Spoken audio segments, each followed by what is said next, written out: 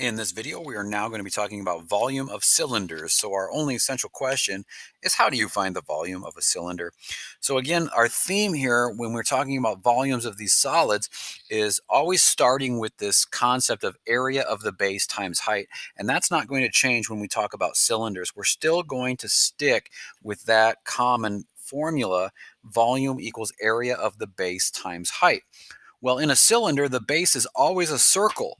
So we're going to find the area of a circle, if you will recall, is pi r squared. So the area of our base, our big B here, is pi r squared. So we're going to take pi r squared times the height of the cylinder. So the two measurements we need to know are the radius and the height on a cylinder. Again, always using the radius to find the area of the base, not the diameter.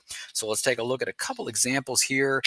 Pretty straightforward. There's only two scenarios you need to look at: is when you know the radius and when you know the diameter. And so we'll look at both. So let's find the volume of these cylinders, and we're going to round to the nearest tenth because, again, we're dealing with pi. So when we do that, we're going to have long repeating non-terminating decimals. So the volume of this cylinder is going to be pi r squared times height. So pi times the radius, which is 6.1 feet, 6.1 squared times the height. Now, again, the height, you have to imagine that this cylinder is sitting on its circle base. It would be 12 feet tall. So there's the calculation we need to make: pi times 6.1 squared times 12. And if you do that, you get 1,402.78395, so on and so forth. And we're going to round to the nearest tenth. So 7 is in our tenths place, and we look to the right. That's going to round up. So the volume is going to be approximately 1,402.8. And don't forget your label again for volume: cubic feet or feet cubed. So 1,402.8 cubic feet. Next, we're going to look at a cylinder where we don't know the radius, but we know the diameter. So be very careful here. Don't just automatically use any number you're given. I do have to find out what the radius of this circle is, and recall the radius is half of the diameter. So the radius of this circle is going to be half of 11.4, or 5.7 meters, and that's the measurement that I need to use in my formula.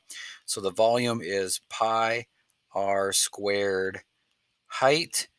So that's pi times 5.7 squared times the height, which is 5 meters. And there is the calculation I need to make.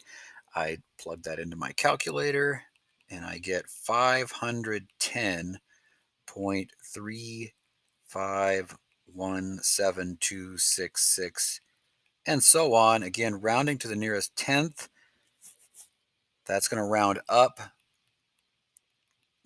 to 510.4.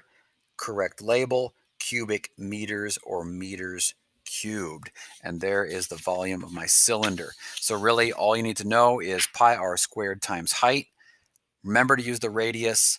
If you're not given the radius, you have to find the radius. Don't use the diameter, otherwise you will get it wrong.